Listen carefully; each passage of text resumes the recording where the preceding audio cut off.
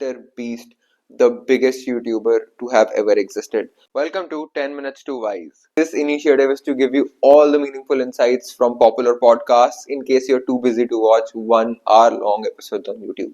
So it was an extremely knowledgeable session because we're talking about MrBeast, the biggest YouTuber to have ever existed. Raj Shamani taps into the creative and entrepreneurial mind of MrBeast, where he talks about his videos, how he comes up with such crazy ideas, his business ventures like the Feastables, and his Amazon Prime show Beast Games.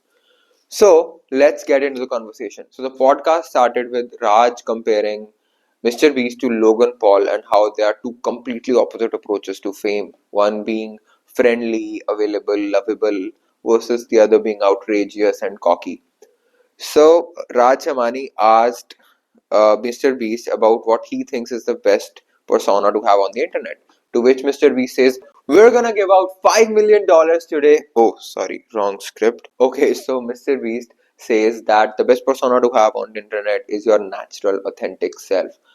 It sounds very cliche, but he says that one, you cannot enact being somebody else for a very long time, so you're not going to sustain in the game for a very long time. And second, people identify fake personalities very well, and they don't want to see fake people on the internet. Then Rajamani asked him what are the biggest sacrifices that he's done for his YouTube career, to which he replies that he doesn't remember one as such, but there are a lot of sacrifices he's done. He's put everything in line for his YouTube career. From not taking off on Christmas because he used to think that somebody else might be working harder than him, to not hanging out with his friends, putting all his mind and his energy into making YouTube videos. He also talks how truly successful ideas are found very absurd at first. People don't believe in you, but you need to believe in yourself and you need to keep working block by block to reach where you want to reach. Then Mr. Beast talked about his new show on Prime Video, Beast Games, and how it is the biggest show ever by the sheer scale of it. Mr. Beast also talks about how he always wanted to do streaming shows because streaming shows really help you pull your creative muscle and tell a story as well, which is not possible through YouTube. He also talks about how many influencers and YouTubers are not actually successful in streaming shows because their creative brand and their personal brand is very much diluted by the expectations of the producers and directors. Then Rajamani asks him the question everyone is asking: how does he manage to create such crazy videos? How he comes up with such ideas and know that they're gonna work? To which Mr. Beast very honestly replies that he doesn't know if a video is gonna work or not, but he has a great team of people best around the world to help him create better videos. And he also says that it's a lot of intuition and it's also a lot of obsession over creating the best content possible. So he just keeps on brainstorming ideas all the time whenever possible. So it's about getting ideas wherever, whenever you can. Since we're talking about creativity, Raj Shamani then asks him what would be the best podcast according to him. To which he replies that the best podcast is the one which has the best questions asked. Then Rajmani addresses one of the biggest dilemmas that creators face while creating the content, which is that every person is going through a certain phase in their lives and there's a certain type of content that they relate to a lot. That's true for creators as well. So, how do creators balance between creating the content that they relate to a lot versus the content that the audience really wants to see? To which Mr. B says, find an idea which caters to both your liking what you want to see versus what the audience wants to see. And since it's not easy to come up with such an idea, second point that Mr. Beast talks about is get more ideas. If you have 500 ideas, build 5,000 ideas, you have much more chances of getting a viral idea which you like to do as well as the audience wants to see. Then the conversation moves to the business side of Mr. Beast, where he talks about his chocolate brand Feastables and the brain, the obsession and the engineering that goes behind creating the best chocolate in the world. He talks about how the chocolates have evolved over time and how his designs of his chocolates have changed a lot with time. Earlier, they used to be these glass pane designs. a big brick kind of a design, and it has evolved into uh, having being a big chocolate, having small bricks inside it, having natural breakpoints so that it doesn't destroy the user experience if the chocolate breaks. And he also talks about how the packaging of the chocolate has evolved over time. Earlier, different flavors used to be having small fonts and small colors mentioned on the bottom of the packets. Now they've increased the fonts and the area of that color so that it's visible from far away, so people are able to identify which flavor is there available in the shop, which further enhances the user experience. He also talks about multiple such things and how uh, one of his goals in creating the best chocolate in the world is to also make it in an ethical way. It's surprising to know that the making of chocolate is not a very ethical process, and how Mr. Beast is trying to make the chocolate in using all the ethical methods, and to promote the idea that it is possible to go through ethical means to start a business. He also talks about how you need to be really obsessed about creating the best product out there, because you can, anything can sell once, but in order to create a business, you need to really create the best product possible so that the product sells itself. Coming back to content, Raj Shamani then asks Mr. Beast how much viewership or revenue do they generate from India.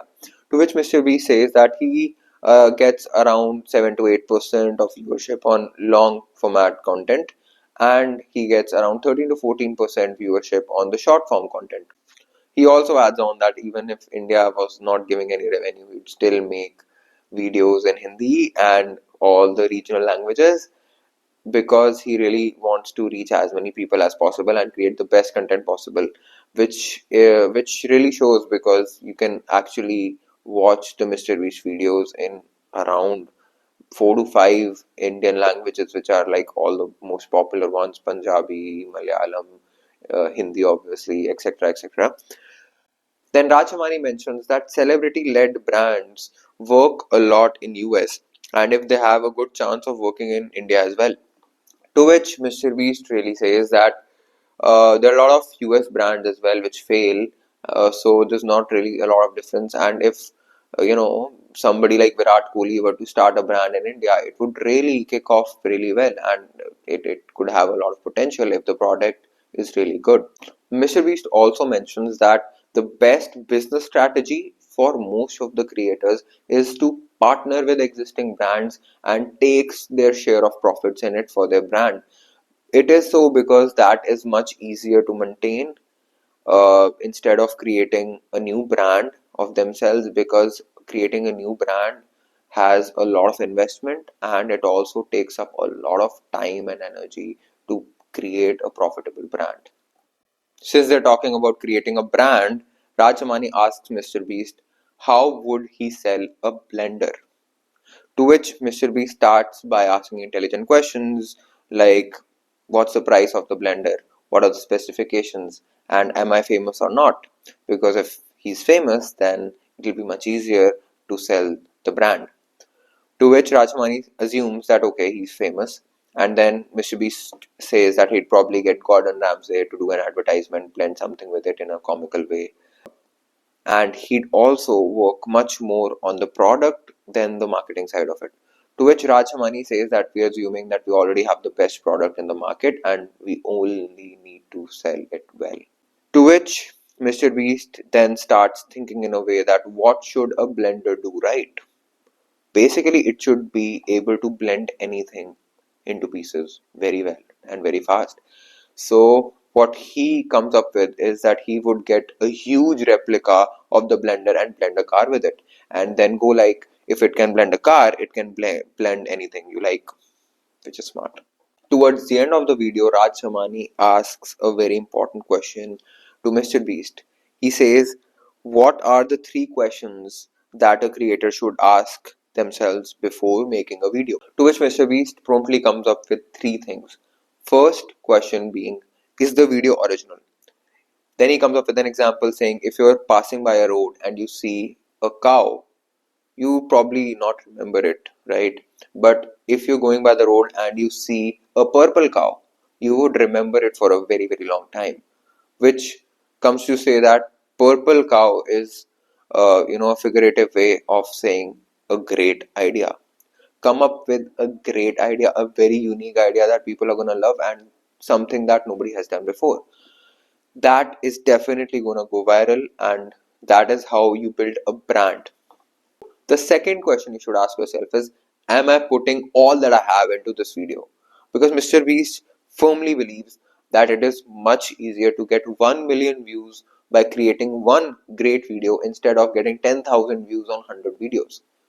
He also mentions that this is how you get big in the industry. This is how you shine, this is how you stand out. Because everyone's creating ordinary videos these days. The third question that you need to ask yourself is, am I improving? Mr. Beast mentions that even 5% improvements are going to give you huge returns over the years. And these are the small stepping stones, the building blocks that he was talking about.